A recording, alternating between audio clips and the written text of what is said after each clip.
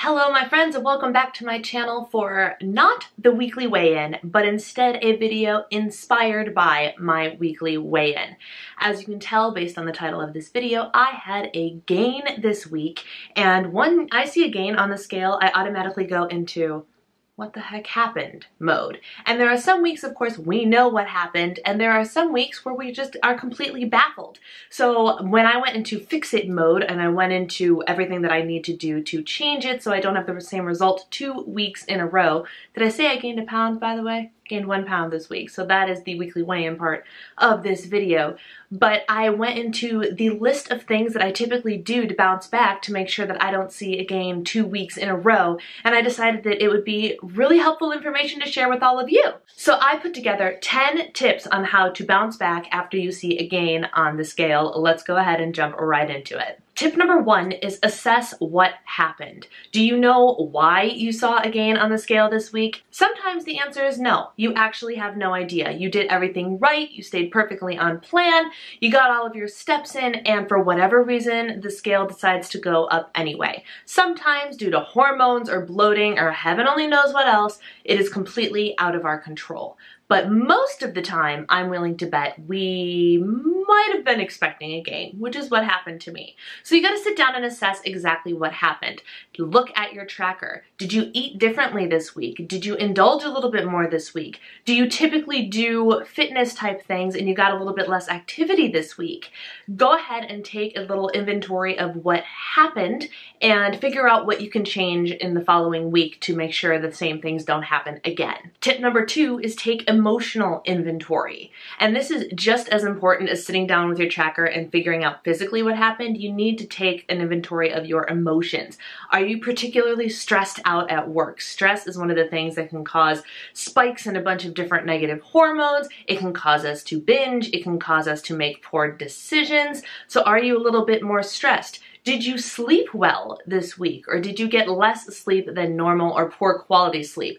This I know for a fact is one of my problems. I have not been sleeping well in, I don't even know how long, but this week particularly, I'm just feeling run down and beat, and I haven't been sleeping well. My quality of sleep has been, whenever I don't get enough sleep or enough quality sleep, I turn to food for my primary source of energy. And yes, I know that food is in fact our primary source of energy, but even more so, you turn to the carbs, you turn to the sugar, you turn to the things that you need to get your body to continue moving throughout the day because you didn't get enough sleep. Did you get adequate sleep? What can you do to fix your sleep situation? Are you just feeling down? Are you hormonal? Are you just not having a great week? Or are your emotions on point and you're feeling great and maybe that's not what happened? Sit down and have a little talk with yourself. Reflect on your emotions, take an emotional inventory, and see what you can do to help yourself with that as well. Take a little self-care time, a little bit of relaxation and de-stressing time, and make sure you're not turning to food to help you cope with your emotions. Tip number 3 is drink extra water. I have my water bottle right here. I'm tagging all of you right now in a stop, drop, and shrug. Go to the kitchen, grab your water bottle, whatever it is, and take a drink right now. I'll wait. Actually, I'll do it with you. That feels so much better, doesn't it? Now we can move on. Adequate hydration is so important, not only to keep our bodies running smoothly, but I find it's equally as important in weight loss. As you guys know, last week when I weighed in and I had a 2.4 pound loss, I was sick most of the week, not with the flu, but with a cold. And I was downing water and hot tea like nobody's business. I didn't track my hydration, but I know I was super duper hydrated. And I'm sure that contributed to the massive loss I had last week. This week, I'm very well aware of the fact that I did not do as good of a job at hydrating. There were a couple of times that I was even like thinking about the fact that I hadn't been drinking enough water and still didn't do anything about it. It was weird. Usually my relationship with water is stellar and on point, and this week it just wasn't, and that could be a contributing factor to why the scale went up a bit this week. So make sure you are getting adequate hydration. Set an alarm to drink every hour. There's a couple of hydration apps out there that are wonderful at helping you make sure you get the amount of water you need.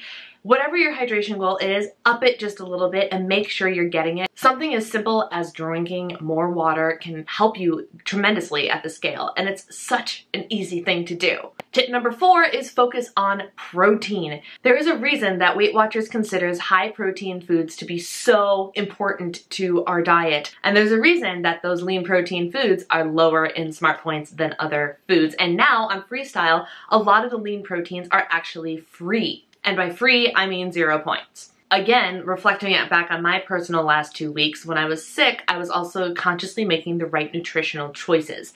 And this week, because of whatever reason, I didn't have enough time to get to the grocery store, I was out of most of my protein sources, and so I was kind of making it up as I went along. I had eggs, and I had eggs every morning, but I had it with the 2-ingredient dough bagel biscuit thing. Delightful, only 3 points, but I had one every single day. I did not have as many protein bars available to me this week, so my sources of 20 grams of protein in one bar has not been around like it was in the week before. And it was just a lot more difficult for me to get the amount of protein that I normally do in a given week that results in a loss. That being said, focus a little bit more on adding some extra protein into your diet this week. Lean protein, might I add, lean, chicken, seafood, whey protein. I love Quest bars. They're only 4 or 5 points. Some of them I think are even 3 points.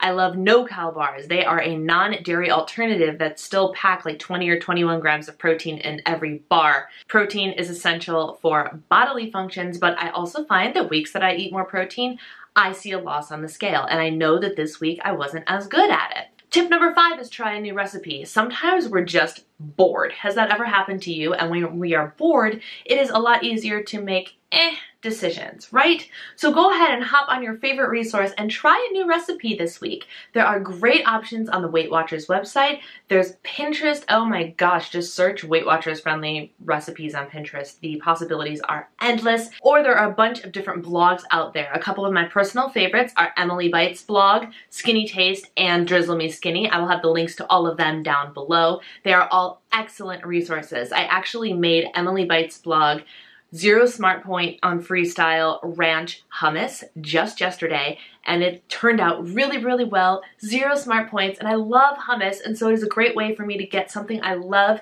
in a 0 Smart Point way, which is incredible. And all it took was me going to her blog, and it was the first thing I saw.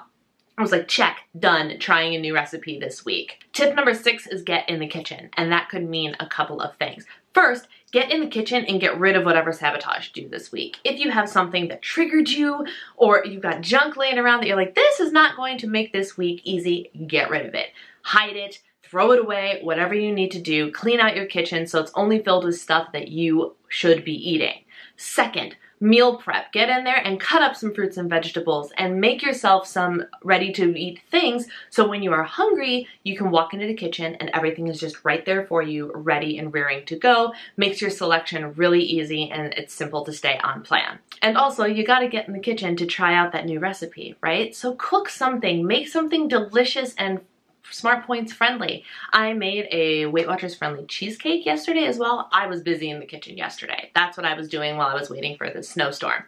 And I have a lovely 1 Smart Point apiece mocha cheesecake sitting in the refrigerator that I can eat for dessert every night this week and feel completely guilt-free about it. It's amazing. Get in the kitchen, make some magic happen. Tip number 7 is get moving. Whether you are somebody who goes to the gym on a regular basis or you're somebody that doesn't get any activity at all, upping the ante just a little bit might be the push your body needs to get the scale to go back down next week's weigh-in. Whether you add in an extra 10-minute walk, which is going to be really difficult for me to do with all the snow that's falling right now, but 10-minute walk, I know there's a bunch of you that currently don't have snow, you can get outside and do it, or go to a track, hit up your gym for an extra gym session during the week, or maybe even get some house cleaning in, or play with the dog, or run around with the kids. The possibility for a little bit of extra movement is endless, but I suggest you get some just to get the body moving, get the blood flowing, get a little extra calorie burn happening. Tip number 8 is have a plan. Whether you are somebody who enjoys cooking in the kitchen or you are somebody who enjoys eating out all the time,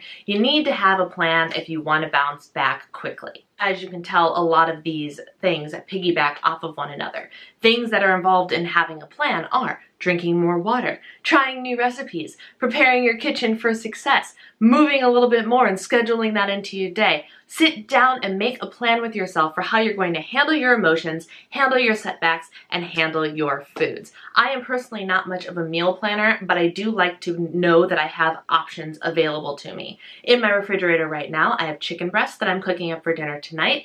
I have leftover chili that is super low in points that I can have for lunch. I have cut up fruit and vegetables. I have my homemade hummus to dip the vegetables in, and I can walk into my kitchen confidently knowing that while I don't know necessarily what I'm going to eat every night this week and every day this week, I have the options there ready to go, so when I spontaneously make a choice, it will be a good one, and that is generally my plan. Having a plan will definitely help you. Tip number 9 is set a reward for yourself. As you all know from videos and blog posts past, I am a very reward-driven person.